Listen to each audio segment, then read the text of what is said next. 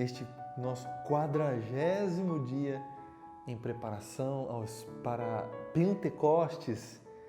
Nós estamos aí já chegando, né, vivendo a grande festa de Pentecostes. Que alegria celebrar com a igreja este momento tão ímpar, tão importante para a nossa igreja. A igreja todos os anos nos leva a vivenciarmos aquele dia no cenáculo, onde estavam todos reunidos e do céu veio o Espírito Santo. Como é bom podermos celebrar isso, né? relembrar, reviver aquilo tudo, né? E nós celebramos também o nosso batismo, obviamente, porque o Espírito Santo nos é dado pelo batismo. Que alegria! Convido você a rejubilar nesse dia, a se alegrar neste dia. Amém? Vamos, antes de nós iniciarmos nossa reflexão, vamos nos consagrar a Nossa Senhora, pedindo a ela que interceda por nós, pela nossa vida, pela nossa família e por esse dia de preparação. Ave Maria, cheia de graça, o Senhor é convosco. Bendita sois vós entre as mulheres, e bendito é o fruto do vosso ventre, Jesus. Santa Maria, Mãe de Deus, rogai por nós, pecadores, agora e na hora de nossa morte. Amém. Santos anjos, alcançai do bom Deus para nós a graça do santo recolhimento e da oração com o coração. Nossa Senhora de Pentecostes, rogai por nós. Beata Helena Guerra, rogai por nós. Em nome do Pai, do Filho e do Espírito Santo. Amém. Bom, a nossa passagem hoje está lá no livro do Atos dos Apóstolos, no capítulo 5, versículo 32. Atos dos Apóstolos, capítulo 5, versículo 32. E lá está sendo narrado o seguinte texto: nós somos testemunhas dessas coisas, nós e o Espírito Santo, que Deus concedeu aos que lhe obedecem. Palavra do Senhor, graças a Deus. Vamos contextualizar um pouco aqui para a gente entender o que está acontecendo.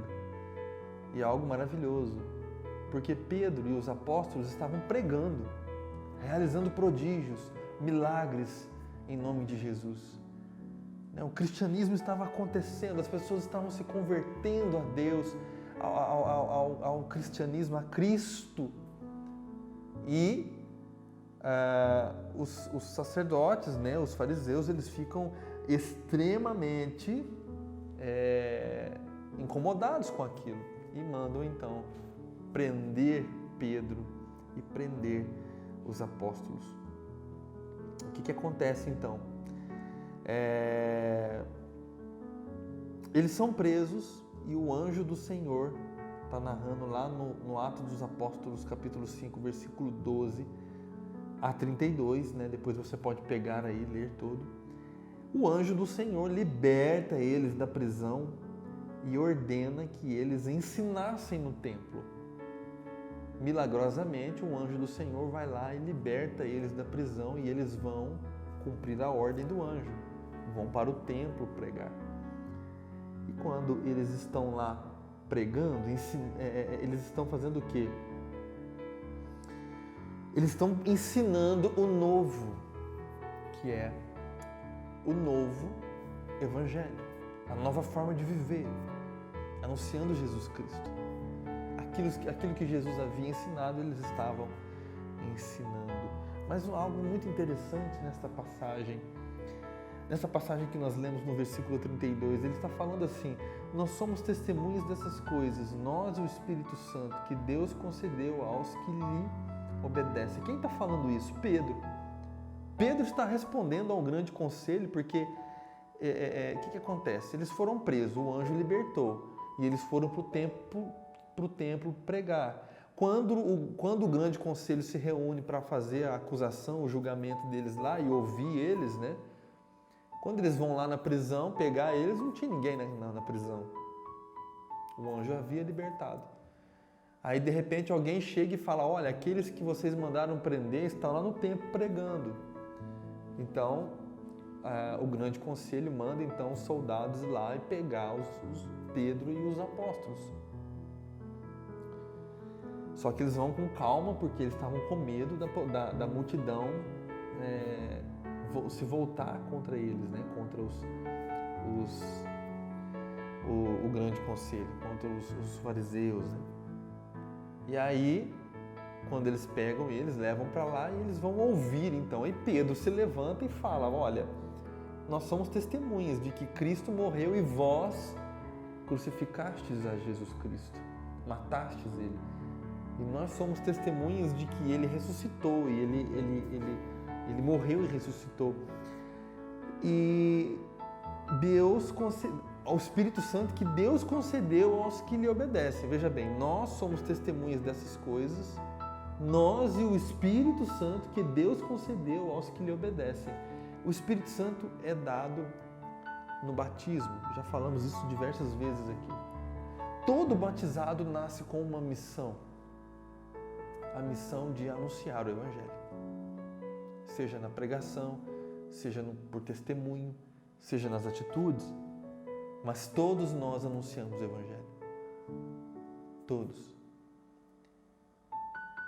Quando ele fala essa palavra que Deus concedeu aos que lhe obedecem, concedeu o Espírito Santo aos que lhe obedecem, obedece o quê? Obedece a quem? Qual é a ordem? Podemos ver lá no Evangelho de Mateus, lá no capítulo 10, versículo 20. Qual é a ordem que Cristo dá? Cristo está dando a ordem. A ordem de que pregar o Evangelho. Nós somos chamados a pregar o Evangelho. Nós somos chamados a testemunhar o Evangelho. Só que quando nós testemunharmos o Evangelho, nós pregarmos Cristo, nós vamos ser acusados. Alguém nos acusará. Alguém ficará incomodado.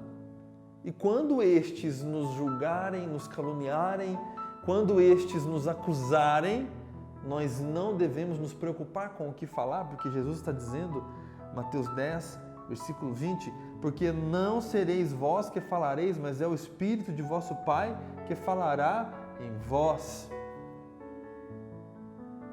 Então, eu não devo temer ser de Cristo, eu não devo temer viver diferente do mundo, das pessoas, porque quando essas pessoas se voltarem contra mim para me acusar, para serem indiferentes contra mim, contra o meu jeito novo de viver, eu não devo me preocupar com isso, porque o próprio Espírito Santo me conduzirá em meu favor, em favor de Cristo.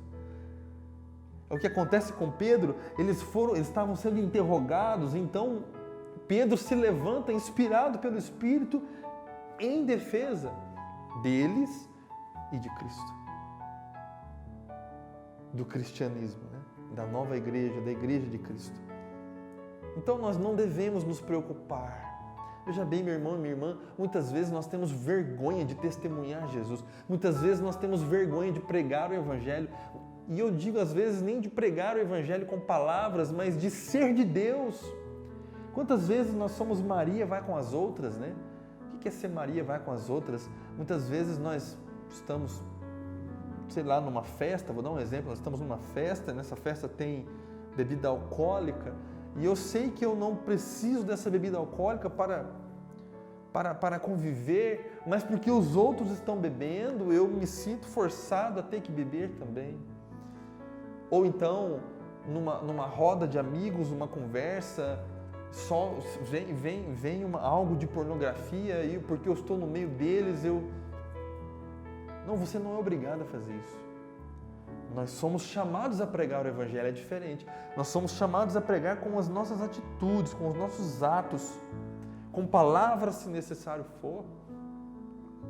Como diz São Francisco, pregai o Evangelho. Se necessário, use as palavras. E nós temos capacidade e autoridade para pregar o Evangelho. Você tem autoridade e capacidade para pregar o Evangelho. Sem ter medo de ser ridicularizado, sem ter medo de ser difamado. Isso é uma glória para nós, isso é uma honra para nós.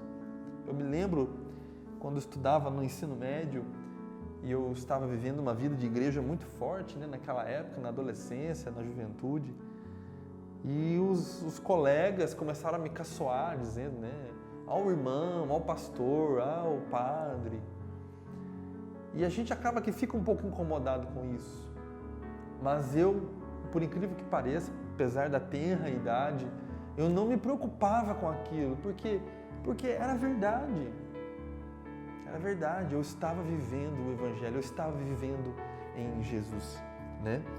E isso é importante para nós. E Papa Bento XVI, Papa Emérito Bento XVI, ele, por ocasião da vigília de oração para a beatificação do cardeal John Henry Newman, ele diz assim: